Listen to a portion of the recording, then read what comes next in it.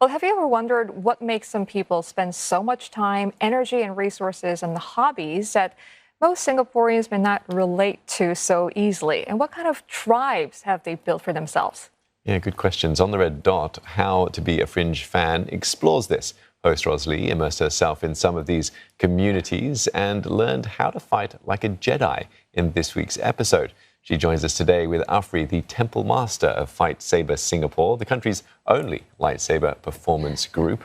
Afri and Rozz, thanks so much for joining us this morning. Thank you for having us. Yeah, it's good to have you in studio. We'll get to some exciting stuff in just a moment. Tell us, you've been hanging out with some unusual sort of hobbyists, if you like, the last couple of months. It sounds exciting. Yeah, I know. Hobbies have come a long way.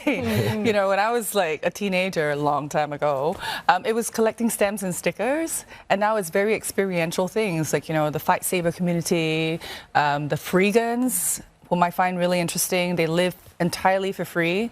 And people who race drones and people who actually have full-out Nerf gun battles. I thought that was like a kid's thing, but no, these guys are proper serious. And proper adults too. Proper adults, yeah. And Rozz, you were in a galaxy far away in Singapore fighting Jedis and Siths. Can you tell us more about that? Okay, so I'm so sorry, Afri, but I'm not a big Star Wars fan. Same here. So only because I don't think Star Wars is real sci-fi. So when I entered in, like, you know, to shoot this episode, I was just like, okay, I don't know if I'll enjoy this that much. But I was drawn in so quickly, you know, by the whole community, people with different roles within this community as well. The costumers, I was very, very drawn to them. The makeup, and I'm all about role-playing as well. Like, you know, I love Halloween. Not saying that Star Wars is a Halloween thing.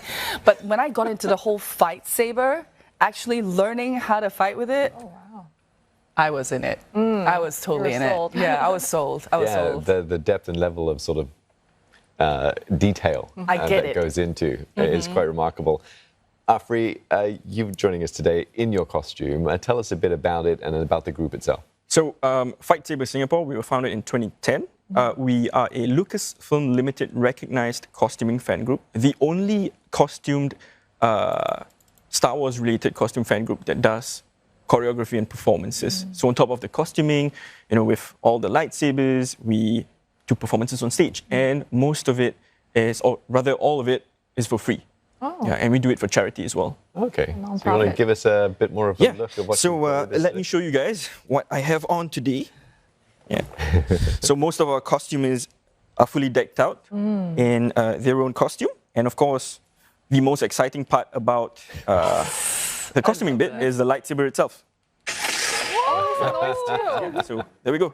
Wow, the force is strong with the costume as well as the lightsaber there for sure, but absolutely fascinating. But it's not a hobby that many people can relate to in Singapore. So Rozz, tell us about your experience with the fan group. Actually, I have to disagree. Because having met the group, there is this one guy in the group, and his name is Kit, and he was never a Star Wars fan. Like, he never watched the movies, but he got drawn into the universe because of his love for lightsabers on its own. And he makes lightsabers for the group. And my nephews, they're like 5 and 7 years old. They've never watched Star Wars because I'm biased. But when I brought my lightsaber that I've customized with Kit, they were like so fascinated with it. So I think it's quite easy to get drawn into the universe, not knowing the Star Wars, like, you know, movies and stuff. It's quite accessible, actually. But it's, you know, to kind of dedicate time to actually practice every week, like you guys do at FightSaber, to kind of learn the moves, that dedication is another level, I feel. But to get drawn into the FightSaber community, I think I think you'll enjoy it yourselves. I think so. Yeah. I think more. Yeah, well, let's have a look at we have a clip to show everyone. Last week, I was inducted into their group, and now my first task is to learn how to wield a lightsaber. May the force be with me. Block 1, hit 8, block 2. 3. Something is very wrong. I do not look good in 4. this. You're doing it right, no worries. 1, 7, 7, 2, 2, 1, 1, this? 7, 7, 2, 2. Okay, ready? We try again from the top. I don't think I quite get the whole attack and defense part yet. In terms of lightsaber moves, obviously I'm still a noob. Hit 1, 1. The group meets up for a 2-hour training session every week because even simple moves like these strikes and blocks can take up to 4 weeks to master.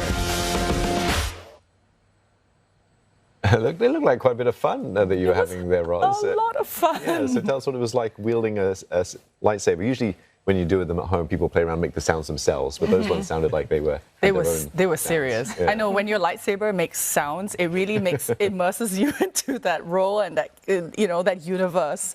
So I think it helps as well. That I got a really good one customized as well. I mean, Afri, it seems to involve a lot of, martial arts, a bit of choreography. Also, you have to look good, as Rozz was mentioning. I mean, what did it take Rozz to be part of the group? So, for new members who join FightSaber Singapore, of course, you'd have to have some interest, if not be a full-on geek about Star Wars, right? You'd have to have some interest in the performance aspect of it. Because at the end of the day, we are a choreography and performance group. But of course, to move towards that performances, you'd have to have your own costume. So Rozz got her own costume done. She got her sizes measured, she got her costume stitched up, and then she built her own sabers, and then usually the month's worth of practice is put in place. But Rozz managed to get it all done within such a short period of time, and she put up a pretty good performance. He's so kind. I think it's dance training. Because the martial arts moves are actually based off kendo, amongst other martial arts. Yep. So which is a Japanese sword play. Martial and it helps that you have some I had some basics in dance, but it's still I didn't look cool because dance is not martial arts. So you'd say that Rozz made the cut? She did. She needs to give herself more credit than she does. Yeah, she looks pretty good in the costume. She looks good on stage as well. Oh, fantastic. So, Rozz, what other sort of fringes can we expect from this episode? Okay, so the drone racing community, that is a whole new level. Like, I have my own photo drone that I take on my holidays to shoot videos and stuff. So I think I'm a pretty competent drone pilot, but I was hit with reality when I had to meet with the drone racing community. You just have to watch the episode to find out. I think that one should go viral because it's quite hilarious. And people who are freegans, I went dumpster diving with them. That's fun. And just explain that freegans is people that live for free. Live for free. So everything they get, they just find through scavenging, that sort of thing. One part of it. One part of it. You have to watch the episode to find out. Like there's a lot more to it than that. There's a lot more to it than that. And also the foam blasting community. I still keep in touch with them, and we're still going to meet up for for battles.